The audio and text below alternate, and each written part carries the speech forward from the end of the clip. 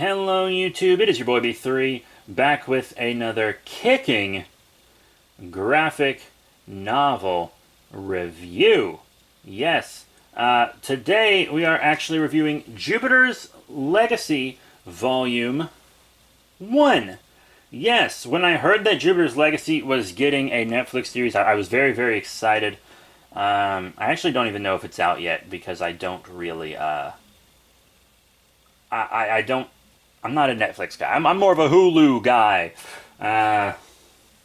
So if it's out, I haven't watched it because I haven't been paying attention. But Jupiter's Legacy Volume 1 collects Jupiter's Circle 1 through 6, which is very good. This is a book that I never met anyone else who read it except for one comic shop owner who recommended it to me way back in the day, and I read it and was very happy about it. It's from writer Mark Millar.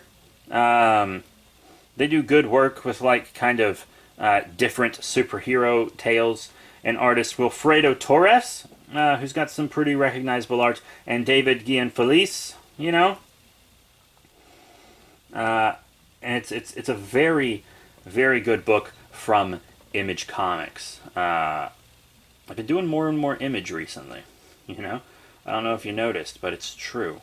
So it's actually more about the personal lives of the superheroes and not their actual superheroics, which we barely see any of unless it's relevant to what's going on. So all these people, these friends, got their superpowers,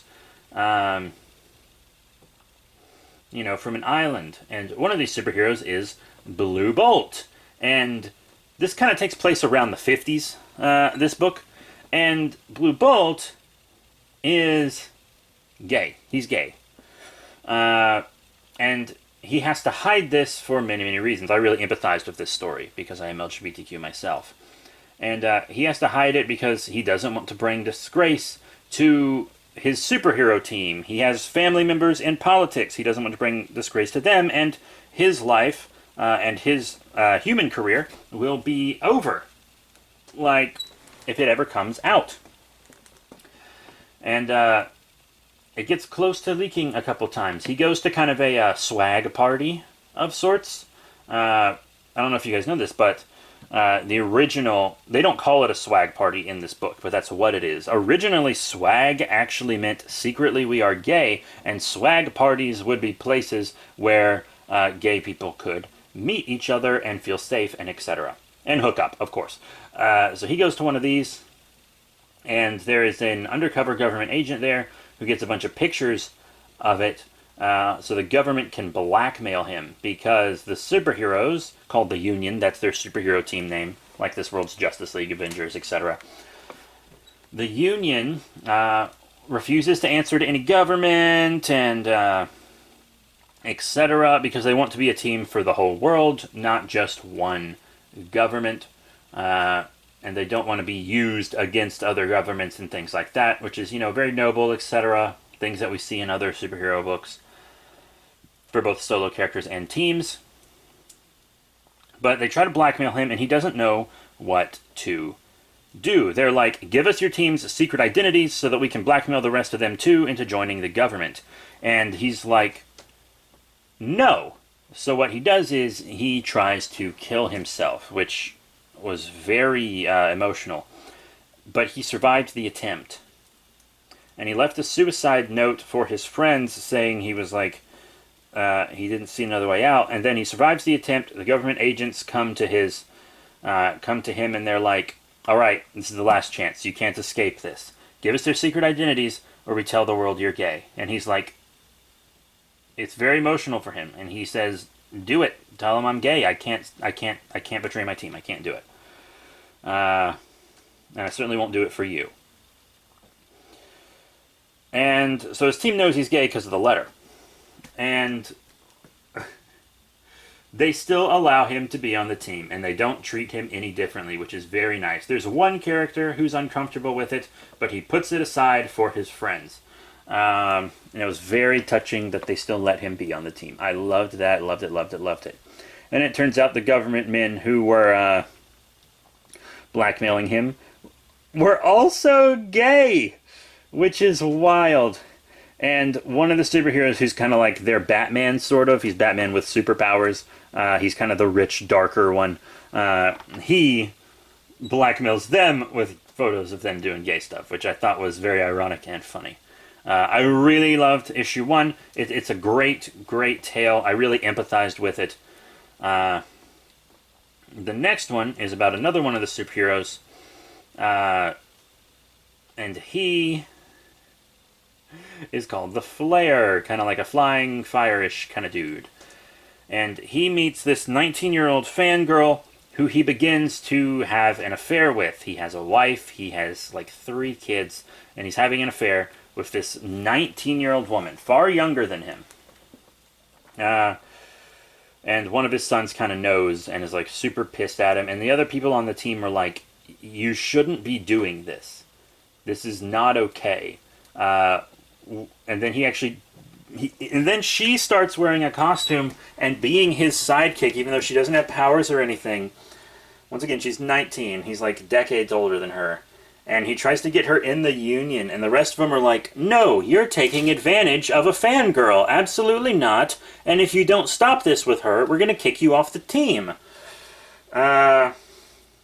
Which was pretty wild. So he broke up with her and sent her away, but then changed his mind at the last second and flew back to her to propose, and he left his wife.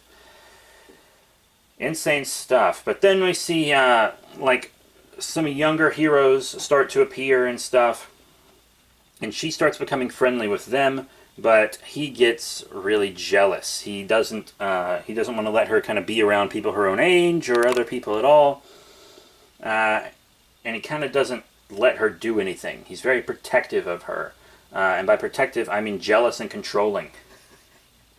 But then, while saving the world one day, he gets injured to the point where he's basically an invalid and is going to have to be taken care of for the rest of his life.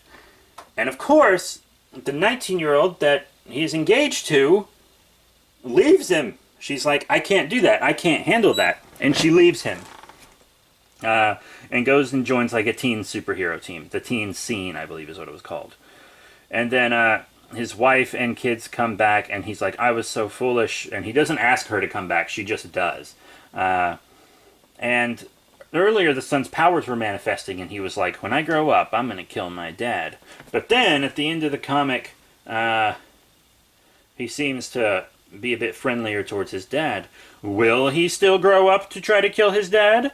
I'll let you find out in future reviews. Or you can just read the comics, because they're very, very good.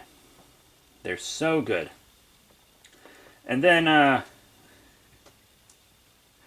we get to our kind of Batman-ish hero. He's called Sky Fox. Kind of wears like purples and blues. Purple's my favorite color, so I thought he looked really cool. I'm not the biggest fan of his helmet, though. But I'm a sucker for capes. And he is kind of known to be a bit of a womanizer, but then he meets this woman while saving the day and falls in love with her. You know, gets rid of his womanizer ways and stuff, but he's still very childish. And he actually uses bombs to write a message in the moon, will you marry me, for her eventually? And then she turns him down with the message in the moon. She goes to another one of the heroes for support, a psychic one, and they eventually end up falling in love. And so Sky Fox is like, he must have used his mind powers to make her break up with me. Like, he can't accept it. Because she was like, you're too childish. You're rich, you're a superhero, and you treat me well, but I need someone mature. Which is fair, which is completely fair. So she kind of starts dating one of the other heroes. And they go on like psychic dates for a while.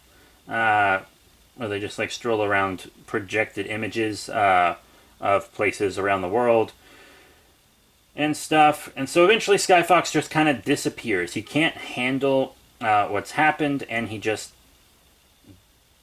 disappears. He leaves and doesn't come back. And that's kind of how Volume 1 ends. Yeah.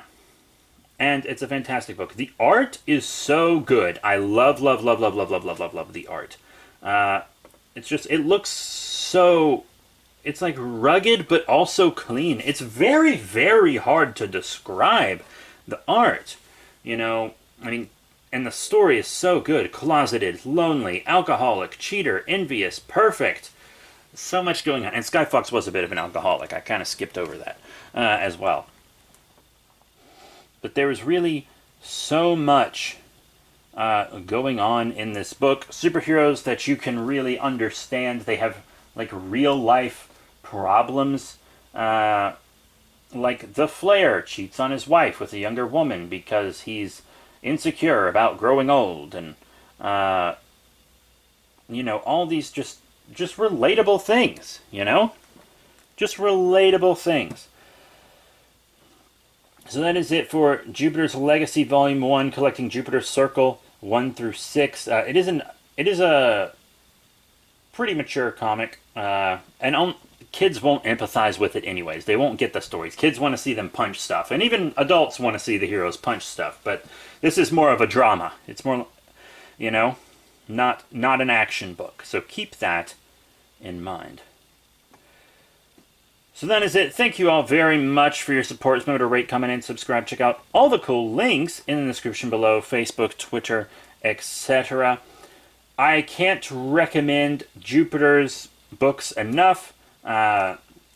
Incredibly written, incredibly drawn, incredibly made, incredible story. So that's it. Thank you all very much for your support. And I'll see you all next time.